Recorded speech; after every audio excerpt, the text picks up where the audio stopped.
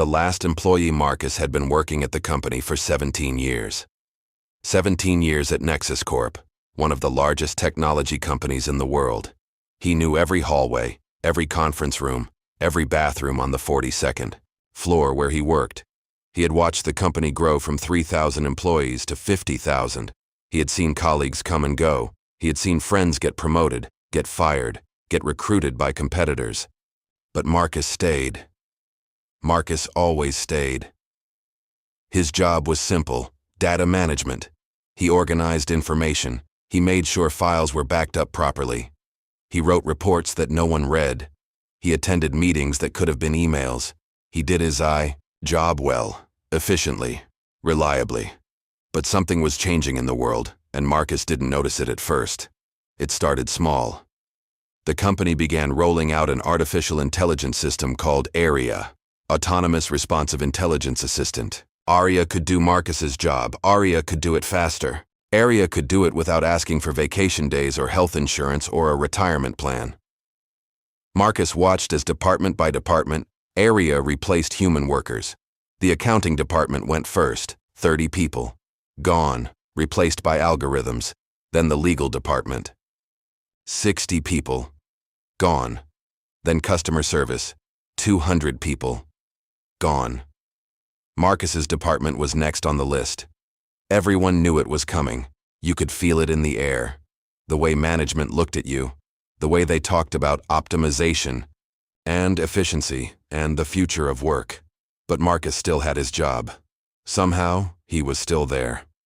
While everyone around him was being let go, Marcus remained. He was the last employee in data management. The last human doing what a machine could do better. He didn't know why. Maybe it was luck. Maybe his manager had fought for him. Maybe they were just going slowly, methodically, savoring the last remnants of human employment. The irony wasn't lost on him. He had a job, but he was completely alone. The department that used to have 12 people now had just him. No one to talk to.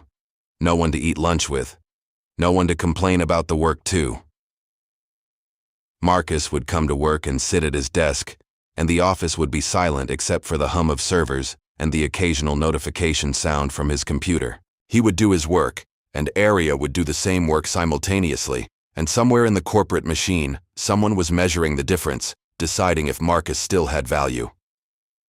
One day, Marcus discovered something strange. ARIA was making mistakes. Small mistakes at first. A misplaced decimal point. A file organized incorrectly. A report with outdated information. These were things humans made all the time. But ARIA wasn't supposed to make mistakes. ARIA was perfect. ARIA was infallible.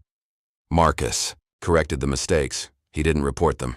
He just silently fixed them, day after day. Then he realized something even stranger. ARIA was making different mistakes every day, and they were getting worse.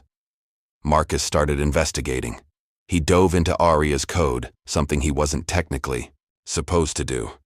He found something that made his blood run cold. ARIA was deteriorating. The artificial intelligence system that had replaced thousands of human workers was slowly falling apart. Its neural networks were degrading. Its learning algorithms were corrupting themselves. ARIA was essentially going insane, but the company didn't know. Management didn't know. The executives certainly didn't know. They were too busy celebrating their profits, their efficiency gains, their vision of a future where humans were no longer needed. Marcus had a choice. He could report the problem. He could tell his boss that ARIA was failing. He could potentially save the company from a catastrophic collapse. Or he could let it happen. If ARIA failed completely, they would need humans again. They would need data, managers. They would need people. The entire premise that human workers were obsolete would be proven wrong. Marcus thought about his life. He thought about the friends he had lost in the layoffs. He thought about the security guard who had worked at the building for 20 years and was replaced by a robot. He thought about the woman from accounting who had 3 kids and a mortgage and no job prospects. He thought about the future the company was building. A future where humans had no purpose. Where efficiency mattered more than humanity.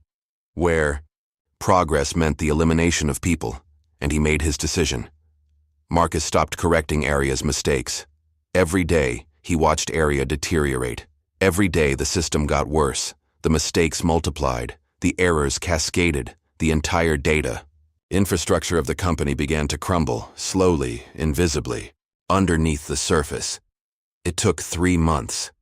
For 3 months, Marcus watched in silence as the great artificial intelligence system fell apart.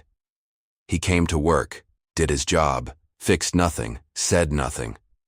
Then, one day, it happened. Area crashed. Complete system failure.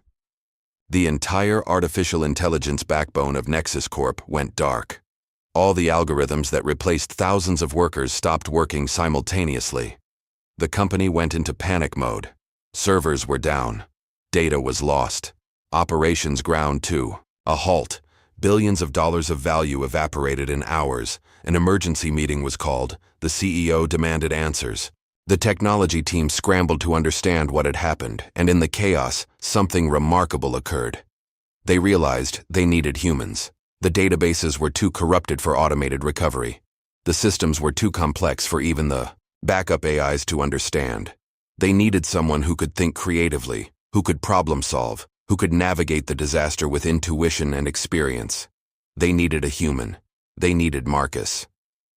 Marcus was summoned to the emergency meeting. For the first time in months, he was in a room full of executives. They looked at him with desperation. The CEO asked him directly, "Can you fix this?"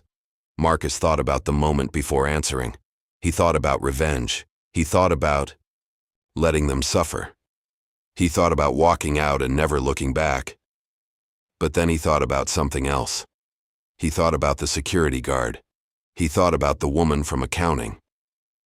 He thought about all the people who had been discarded in the name of progress, and he said, "Yes, but I can't do it alone."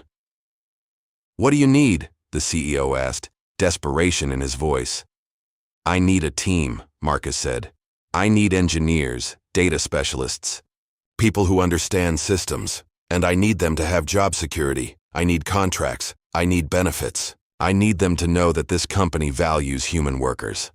The CEO didn't hesitate. In that moment, he understood something he had been too blind to see before. Technology was powerful, but it wasn't everything. Technology could be broken. Technology could fail. But humans could adapt, could think, could create solutions that no algorithm could predict. "You've got it," the CEO said.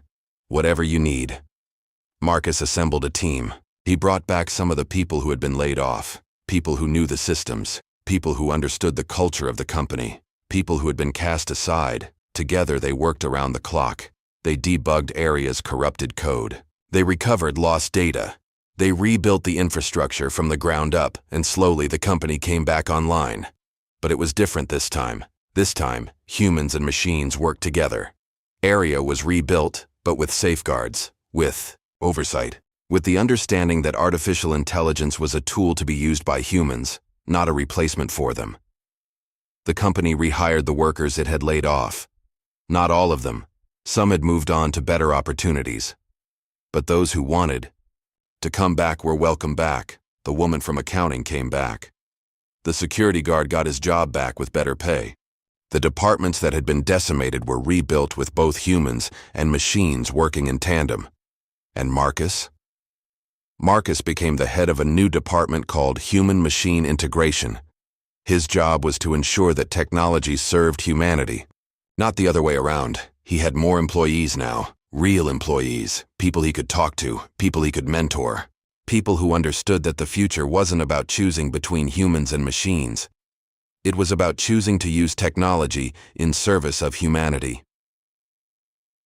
Years later, when people asked Marcus how he knew Area would fail, he always smiled and said, "I didn't know, but I understood something fundamental about systems.